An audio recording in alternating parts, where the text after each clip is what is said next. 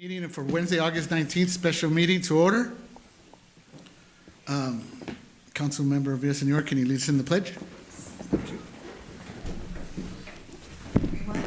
right hand over your heart and begin. I pledge allegiance to the flag of the United States of America and to the republic for which it stands, one nation, under God, indivisible, with liberty and justice for all. Roll call, please. Mayor Mendez, Here. Mayor Pro Tem Garnica, Present. Councilmember Brogy is via Zoom today.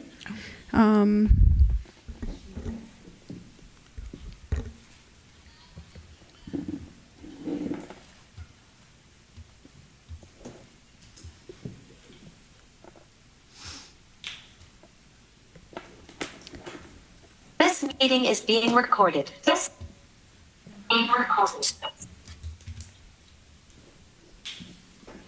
Okay, I'm going to continue. She said she was going to log in remotely. Okay. And then Councilmember Villaseñor, Here.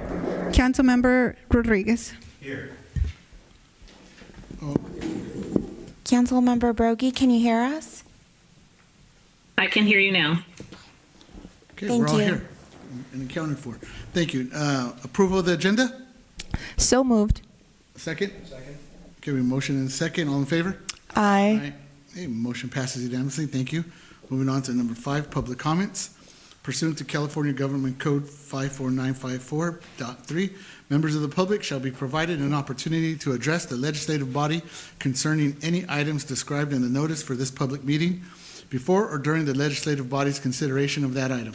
Public comment at this special meeting is therefore limited to matters concerning items described in the special meeting notice. Anybody here or online for public comment? Mayor, we do not have anyone in Zoom, but I do want to ask Councilmember Carrie Brogy if anyone is trying to speak where she's at. There is not. So we do not have any virtual public comment. Okay. Seeing that we have no public comments, we'll move on to item number 6, new business, consideration of a resolution appointing nominees to the offices of council member for District 1 short-term, District 3, and District 4, and canceling the November 3rd, 2026 general municipal election pursuant to California Elections Code, Section 10229, due to not having more candidates than offices to be elected. Ana?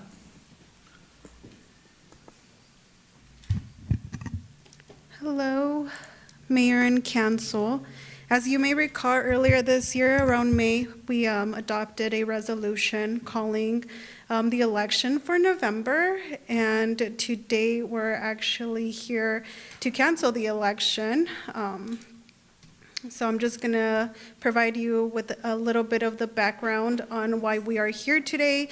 The City of Fillmore scheduled, like I said, the general municipal election for November 3rd, 2026 to elect council member for District 1, who was a short term, District 3, which was a full term, and District 4, which was also a full term. The nomination period ran from July 13 to August 7th of this year of 2026. Only the eligible incumbents submitted nomination paperwork. No additional candidates or ballot measures qualified. If the number of candidates does not exceed the number of offices to be filled, there is no measures for the ballot for the city council, which would mean we can appoint the nominated candidates to office or proceed with the scheduled election. The appointment must occur no later than 75 days prior to the election, which that would be tomorrow, August 20th, 2026, which is the reason we are here today, a day prior to that, to make sure that we're choosing either to appoint or to continue with the election by tomorrow. This would be our 3 districts that we had. District 1, which is a short term, who we currently have Mario Rodriguez, and per our resolution, it would be appointing Mario Rodriguez. We would have District 3, a full term, which is a full term of 4 years for Albert Mendez.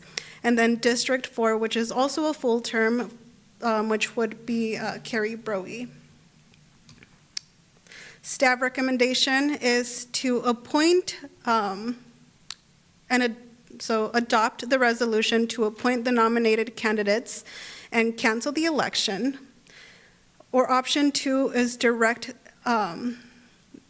direct the election process as scheduled and continue with the election by tomorrow. The fiscal impact of canceling the election will result in cost saving for the city of the election, which is usually estimated from $20,000 to $30,000 an election.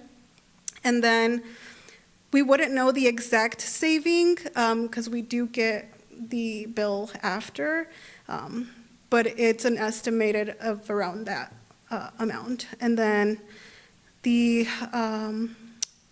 recommendation action today is to adopt Resolution 26-4127 to adopt the nominated candidates and cancel the November 3rd, 2026 general municipal election for the uncontested offices. And then this action will align with the City Council's core values. And then this next step is, if appointed are made, candidates will be sworn in later on this year. And then if no action is taken by August 20th, which would be tomorrow, the election will continue as scheduled.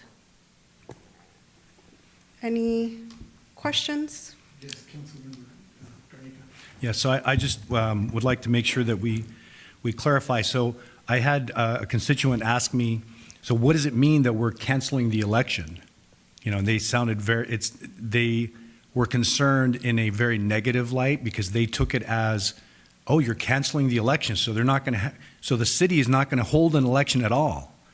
And I had to clarify, no, what's happening is the election will go on because the state constitution and federal law requires us to have an election on November 3rd.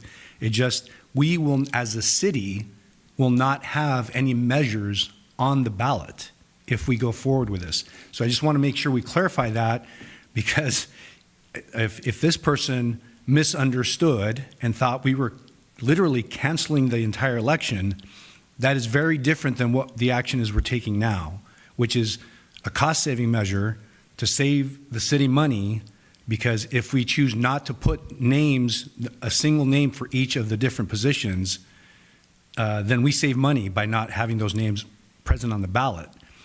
But the election will still happen. There will still be state measures. There will still be things. It's still a federal and state election. It just, we are canceling the city's portion of that election. So I just want to clarify that because, again, as I said, if one person misunderstood what the agenda said, and this was not a person that, you know, was not educated, they were educated, they were paying attention, then clearly, you know, we need to make sure we're very clear about what we're doing here. We are not canceling the overall election. We're just removing the city's portion from the ballot. That is correct. If the city council decides to go in that direction. So I just want to clarify that. So not really a question to you, Anna, but just a point of clarification. Thank you.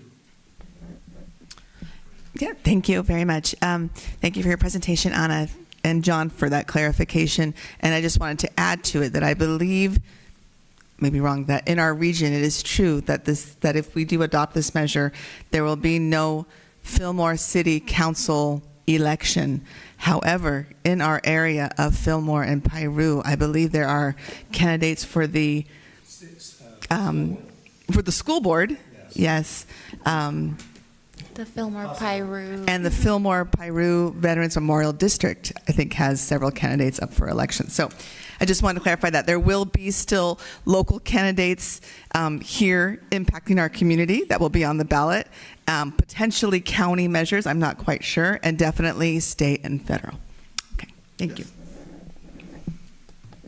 Yeah, and just to clarify, like you said, we are going based off the California Election Code Section 10229, which indicates specifically two individual boards, right? So, and councils, where it states specifically, you can adopt the nomination candidates if there is no one going against them, which is our case here today. Not everybody has the same case, which would mean that is the reason why we still have the state general election going on the ballot. Thank you. Okay. Any more questions or? No? Then is there a motion on the table? I'll make that motion. That I would like to make a motion. Oh, go ahead. I'll let Carrie do it. Okay. I'd like to make a motion to adopt resolution appointing the nominated candidates to the offices of Councilmember District 1, short-term, Councilmember District 3, Councilmember District 4, and canceling the November 3rd, 2026 general municipal election. Okay, we got a motion. Is there a second? I'll second. And a motion and a second. All in favor? Aye. Any opposed? Motion passes unanimously. Thank you. Thank you, Councilmember Brogy. Okay, so that, moving on to item 7, City Council reports, recommendations, and comments. Anybody have any reports or comments? I'll just make one comment. I'm going to speak more at our next regular council meeting that yesterday, the Ventura County Board of Supervisors met and voted regarding the future of Santa Paula Hospital. And the vote was to, 3 years from now, the hospital remains open until the end of December 2029, but the Ventura County Healthcare Agency voted to no longer not to build or reconstruct Santa Paula Hospital once that closure up on the hill happens, but to instead go with building or medical office buildings and expanded access to care, so an urgent care. So Santa Paula Hospital, including the emergency room department, per the county's current plans, as adopted yesterday, will no longer be in service after starting in January 1st, 2030. And I'll have, I think, more to say, synthesize my thoughts a bit more in our next meeting. Thank you. Anybody else? No? Okay, moving on to number 8, City Manager Report.